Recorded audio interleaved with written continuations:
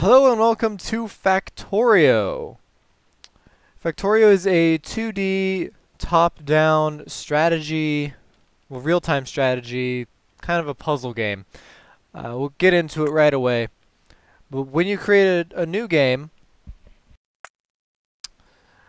uh, basically you have this. It looks very complicated, all different things you can change, but it is broken down into three areas: the frequency, the size, and the richness. So basically in the game, there are these resources that you have to mine up, and you use these resources, refine them, and then you can make a factory out of those resources.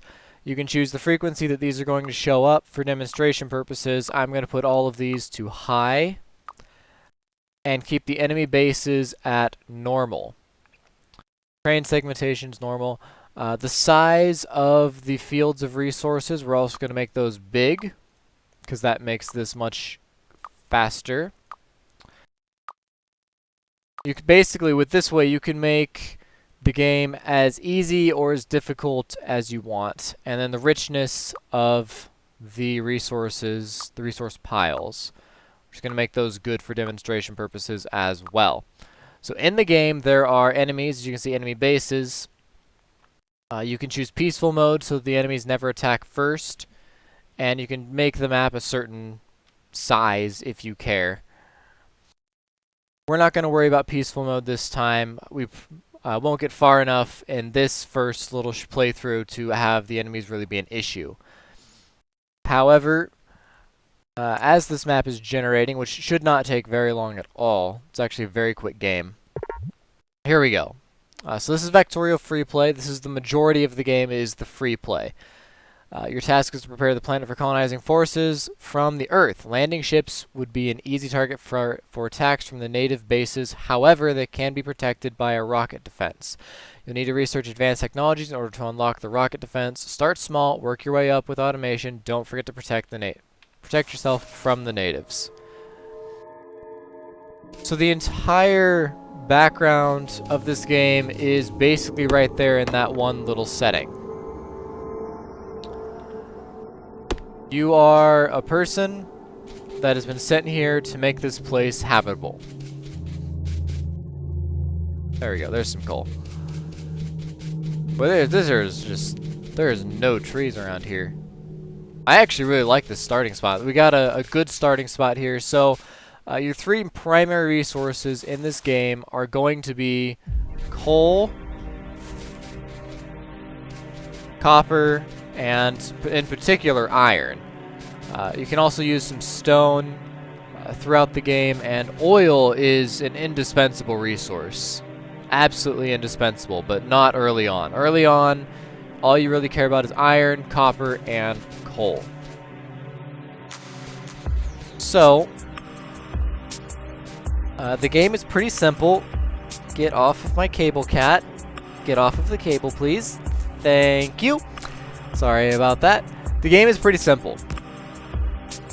You mine resources, and then you use these resources to build objects. You use them to build items.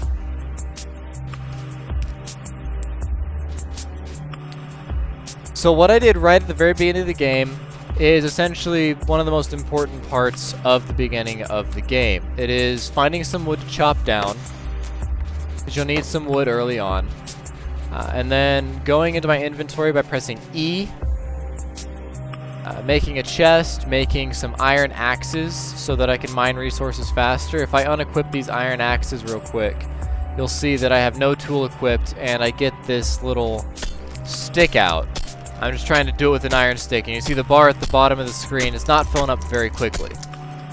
Switch back to the iron axes that we built at the very beginning of the game. It goes much quicker.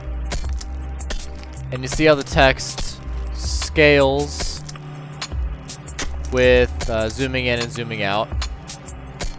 The number is how many you're holding on you. So I have five iron ore currently. I can drop that into a furnace. That'll smelt some iron plates.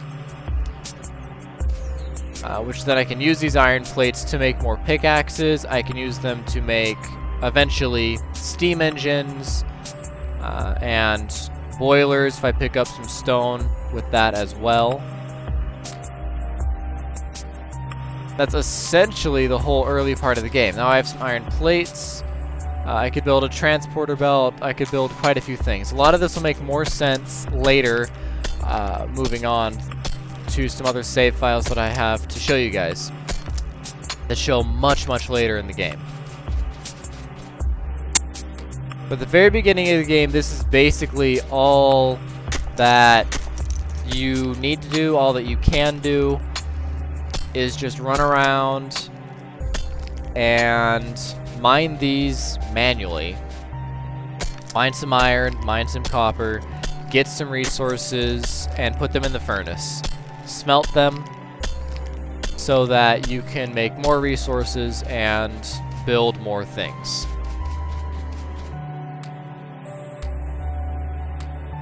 So use coal in a mining drill, so it'll mine more coal, put it into a chest, and then you can take it from the chest and put it wherever you want to. So if there's 3 coal, put the coal in there so I still have enough for all this iron. You can smelt stone in the furnaces as well, make some stone bricks, but those are later game items. Water is pretty helpful. It's where you'll get your power early on. So these offshore pumps will pump water from lakes and oceans. You can heat it up with boilers using coal, and then connect those up to steam engines, which will give you electricity, which will power the electric mining drills, among other things. The burner mining drills, as you can see, it eats up a lot of coal, it eats up wood, but it's all you've got pretty early on. It's not a bad idea to build up some of these burner mining drills early on, get some coal, spit it out right here with wooden chests.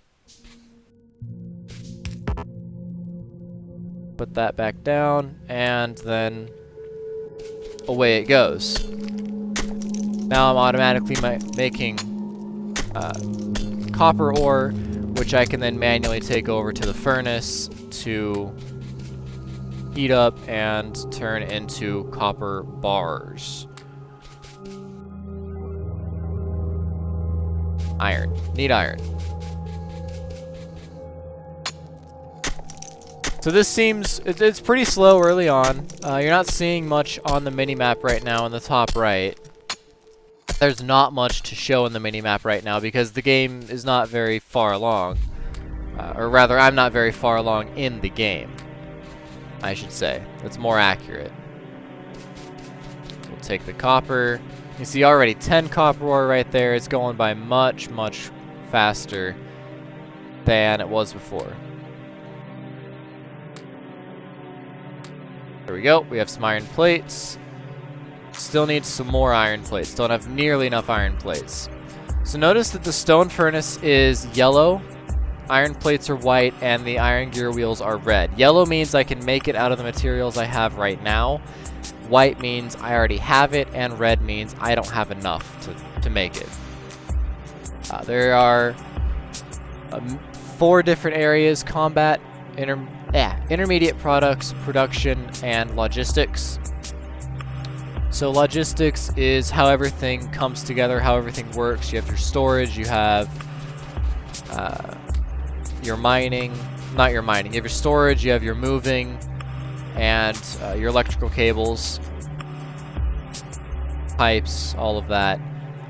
These are inserters. They move stuff from one place to another, from like chest to chest, or from a conveyor belt into a chest, or vice versa. Your production is pretty obvious. It's your mining, it's your furnace, it's your research, and your electricity. Intermediate products are stuff like the iron gear wheels, the copper plates, the copper cables, and wood. Wood in order to make wooden chests. So let's take up some more iron so I can make this go by a little bit faster, though we're going to jump ahead here soon. Like I said before, the premise of the game is that you are here on this alien world to make people, or make the planet habitable for people to come, for ships to come. And that's your entire job, is to create a factory so that when the humans arrive, there will be a place set up for them so that they can survive. Oops. Grab coal. The last section I forgot to mention, combat. It's your military stuff. Pistols. Later you get machine guns, flamethrowers, high explosives, and the sort. Your walls you can make from stone bricks, your ammunition, radar to explore the territory without having to run outside of your base. Stuff like that. So we have... Now we're producing iron ore, we're producing copper ore, coal, and we have a furnace. If we get a second furnace up right away, then that means we can smelt both copper and iron at the same time. So just take some coal, put the coal in there, make sure we still have enough. We do. So we're smelting copper down there. So let's pick up some copper, let's pick up some iron. And we can pick up those copper plates, drop off the copper, drop off the iron, and boom, all of a sudden our factory is more efficient, even though most of it is still manual labor. Like it said in the beginning of the game, automize everything as much as possible. It takes a little bit of time. You can see we're 5-ish minutes into the game, and I've already got a nice automated process that allows me to harvest copper, iron, coal, and turn it into some useful products. Iron plates and copper plates, which make up everything. They really do. While there may seem to be a limited number of resources in this game, there are so many ways that you can put it together. It's done very well.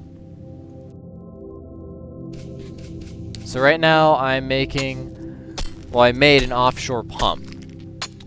Just to kind of show how to get electricity this early on. Electricity is going to be the one thing you want more than anything else.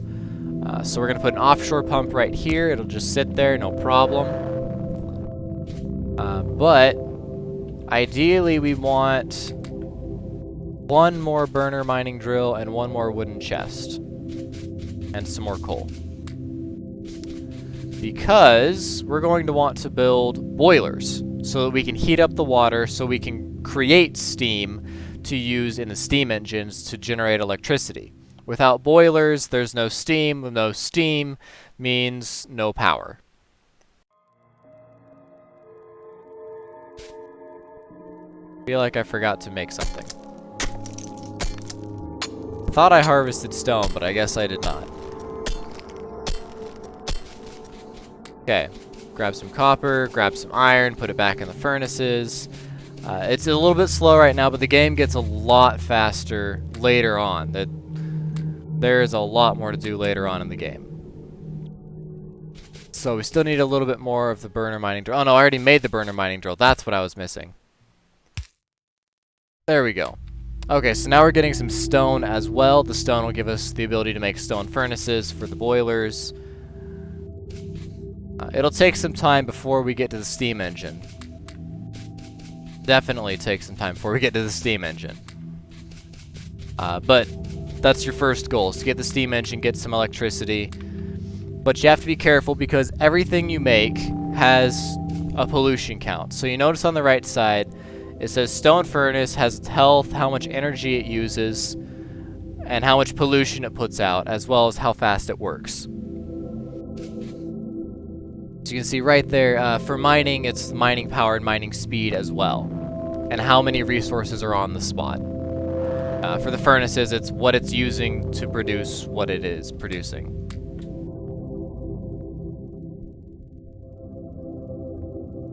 Sorry, cat got stuck. Okay.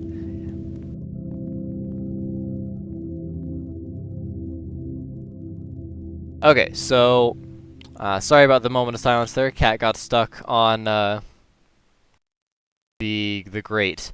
Anyways, you can see how many resources are on the plot where you put the mining drill. So you can say I make a steam engine right now. I can make one boiler. And this is just demonstration purposes. You need more than what I'm going to put down. But you put down a boiler, you put down a steam engine, and then create some electric cables. See, it's making the cables down here. And then it has to be hooked up to a cable in order to do anything. So nothing I have right now runs on electricity, but that's fine. We're not worried about that. So there's some coal. You can see the available performance is very low because the temperature of the water is very low as well.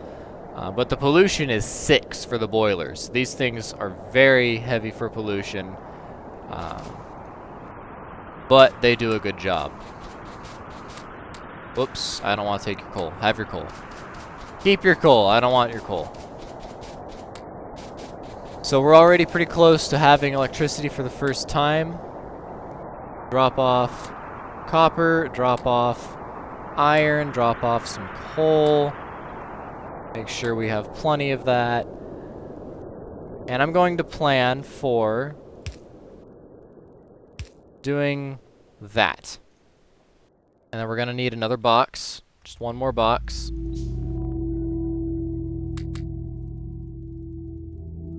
Just need a little bit more iron and copper. And there we go. We can make an electric mining drill. And just like that, we're using electricity. So we're going to have a box, we're going to have an electric mining drill, and we're going to be producing coal at a faster rate. So I can put it right there. It's powered by the power grid. And then it's spitting out more pollution, but it's mining much faster, and it's has a lot more resources to pull from. So really, it's just that fast before you start automating what you want to do. You can use inserters and transport belts a little bit later. And I'm going to load a game. Let's go ahead and fast forward to about 4 hours into the game, what your base could look like. So 4 hours into the game, whoops, can I get out? How do I get out? There we go, that's how I get out. Your factory could start looking something like this. So you see there's a huge electric mining process with conveyor belts, moving stuff. Sounded like guns were firing. Oh no, it's the little drones that I have sitting around. Right. You can see I'm producing plenty of stuff down here right now. So, give a quick demo of how this factory works. We have ore coming in right here. It's being picked up by these electric furnaces, running on electricity, not coal anymore. The electric furnaces create iron plates, which run along this conveyor belt. They get split off into 2 sections. So one section over here is being put into this chest, and another section that flips around that's being used to make electric circuits and transporter belts. Then these electric circuits are, let's see, right, the electric circuits are being made up here, and then they are moved down to here so that we're making inserters and transporter belts. The circuits are being made right here. So the inserters and transporter belts come around, and they're picked up by all of these, which are making research beakers. These red and green things that are sitting down here, getting carried over to the labs. So the labs are researching stuff like bullet shooting speed level 3. And that's just for the iron. On the other side of this, we have to have copper as well. Otherwise, we can't make most of what we're making. You have to have a good balance of both. So obviously up here we have all the copper coming down, getting smelted, turned into copper plates, and then used in the processing as well. So it's moved around where it needs to be moved around. This is much later in the game. You can see there's a nice solar farm over here. A nice stone farm over here. Don't need much.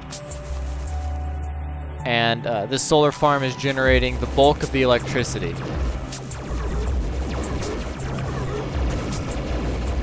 So these are the aliens that like to come and attack.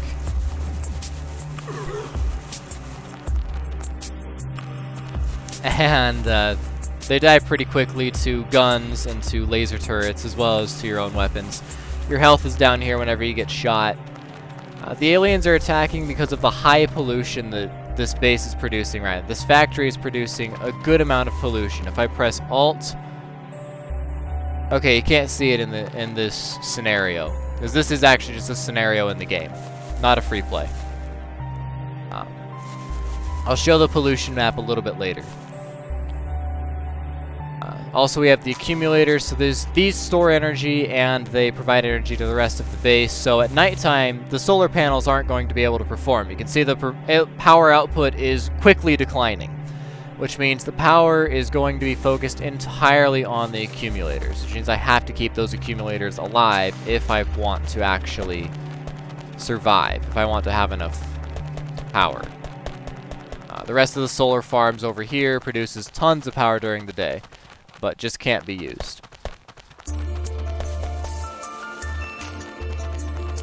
There's steam power down here, but nothing, compared to the solar power, it does not produce much. But it's good enough to help keep the base running at night and to not drain the accumulators. So you see, we're turning iron plates into pipes and other things. We're moving them way over here, moving around this steam. Keep moving. And moving them way over here, all these iron plates, into the oil processing district. So you can see the oil wells are over here, taking pipes of oil into the refineries, which are then storing them into the storage tanks. Quick detour, we're looking at research. So this is a minimalist view of the research right now. This is just what you can research and what you have researched. It doesn't show what you can allow. Change that view in a little bit. So we'll just research shotgun shell damage, level 1. So you can see it's storing stuff, and then it goes into these chemical plants. This chemical plant in particular is making flamethrower ammo, which is being stored in this steel chest.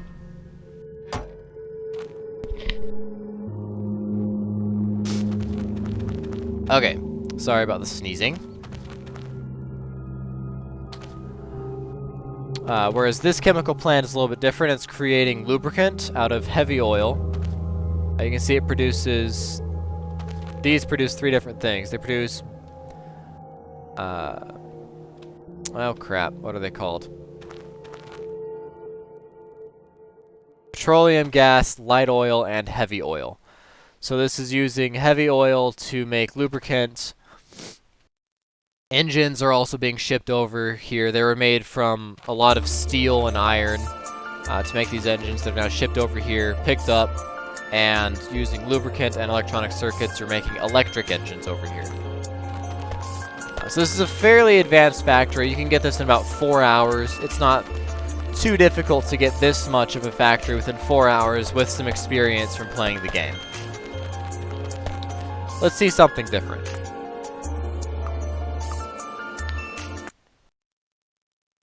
6.5 hours into the game, you're looking at a much different scenario.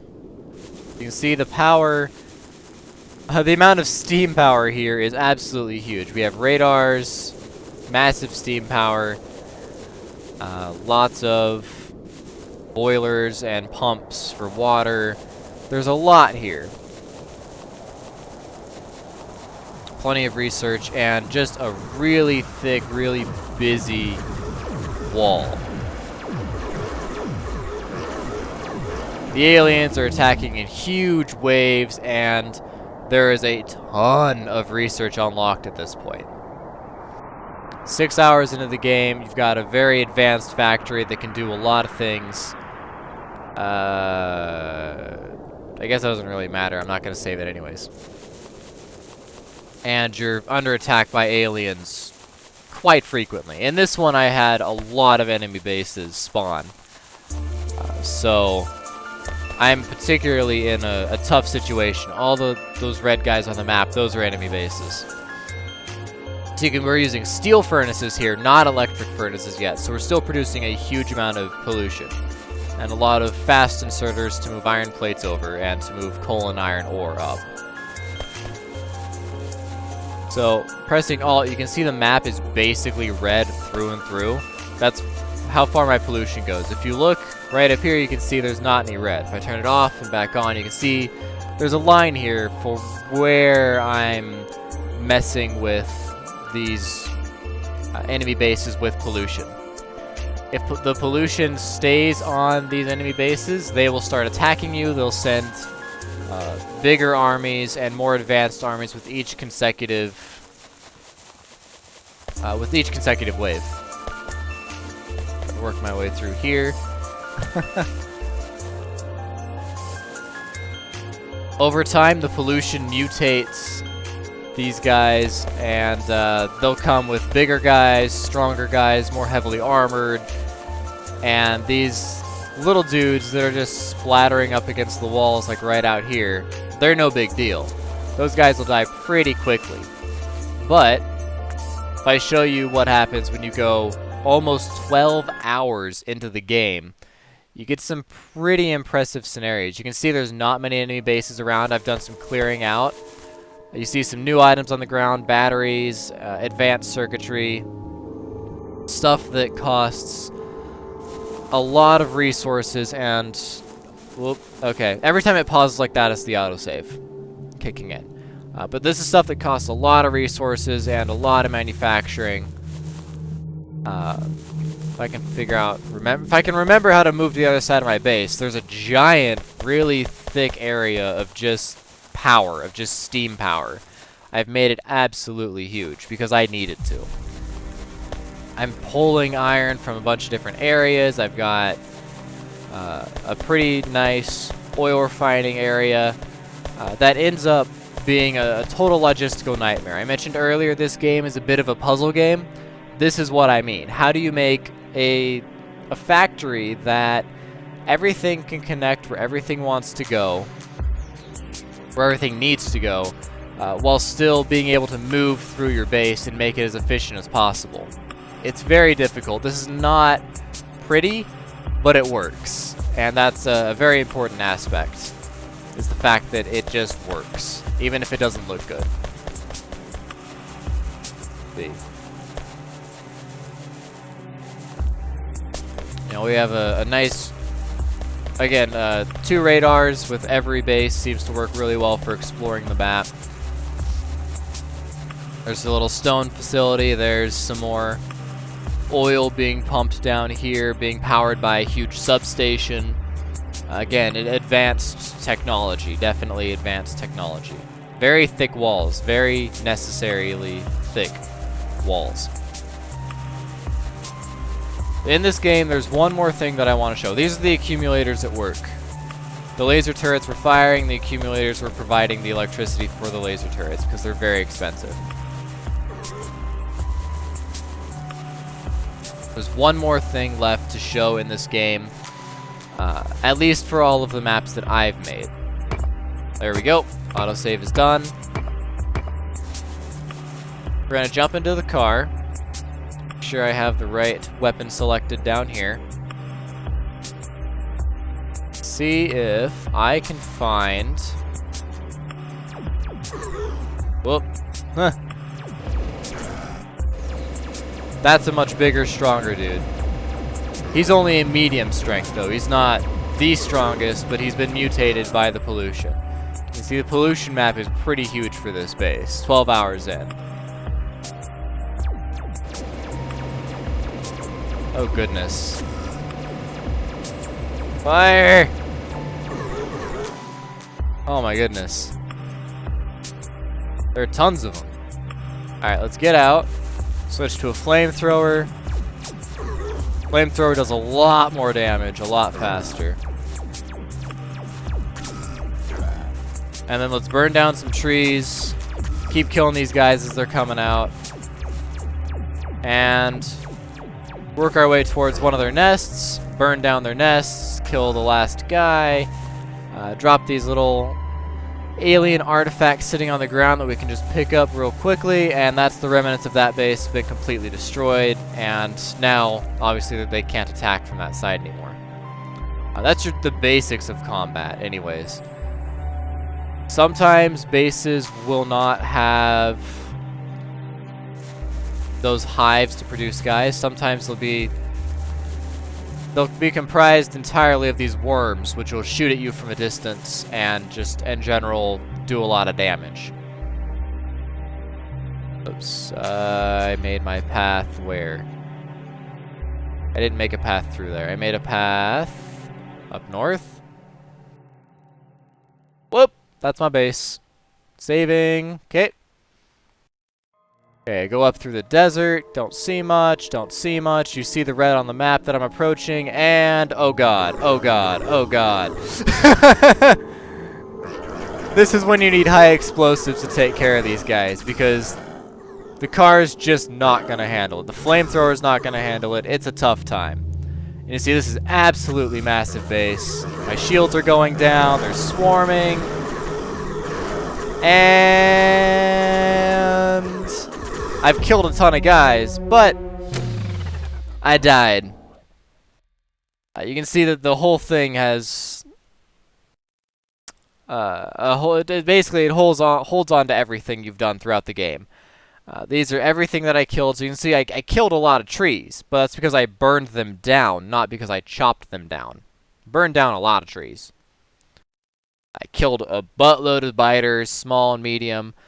Didn't get to the really strong blue ones yet. It's just the small and mediums for the most part. Occasionally a blue one might show up, might attack the base, but not something we see. Not in this. That's the basics of the game. There's a huge amount to say about this game. It comes with a map editor. You can make your own map. Just generate whatever. So it'll make a map, and then you can move in and out and around. And this is the map that it made. It's a pretty cool map. You can zoom way out and get a real good look of what a map might look like. So you can see some nice big bases over here. You got a nice ore pile over here. Got a little bit of forest, some dirt. Don't know what that is really. You've got grass patches. Another bunch of huge bases and some small bases scattered about. Some nice ore spots, but they're behind the bases. This is a really tough starting spot actually when you look at it. But editing the map is really easy. If I want to do deep water tile, and I want to do this whole area, made the brush big enough, it's a circle, click, it's going to process. Eventually, it's processing. I may have overdone it a little bit on the brush size and asking of the game. There we go. Now the whole area is water. It doesn't matter what it previously generated, now it's all water. And everything that was once there is now deleted. But it's fairly easy. Yeah, we're going to quit out of this. It's fairly easy to edit the map. Just use a brush. Make what other map you want. The last thing in this game is the campaign. Something I jumped by real quickly. There's scenarios and there's campaigns. The campaign is pretty cool. You've got your first steps, and then you take it through to New Hope. And I think the campaign's done really well. I think it's really fun. But it's very, very short. The game is not focused on the campaign. It's focused on the free play. The developers said they're going to work on the campaign more in the future. But for the most part, it's going to be pretty empty in the campaign for a while. If you pay a ton of money for the game, you can also get these scenario packs. They're pretty cool, but they're not super special. The only other thing left in this game that I didn't really show off is trains. Trains are not something that I normally build, but they can make your base really, really cool. I don't have anything set up to show off trains, but it allows you to make your base much bigger and to move resources from all over the map. You saw those huge resource patches that were behind the enemy bases. You'd probably use a train to take those resources, haul them up to your main base where they can all be processed. So there's really not much left to say. for this game. But as with every game that I take a peek at, there is just way too much to say. There's always way too much to say. It is a very cool game. I do recommend checking it out. The link is down below, as always. And if you think this looks fun, I plan on doing a series on this game here in the near future, showing off how this game is going to turn out, how we think it'll work. And me making a factory from the ground up, me making another one of these factories. It is a great logistical puzzle, and it's a lot of fun. So if you like games that are basically puzzles, I do recommend picking up this one. Why are you... Huh. Just gonna remove you. You had no reason to be there, little inserter. So that's pretty much all I have to show you guys today. So as always, thanks for watching, and I will see you next time with another Take a Peek episode.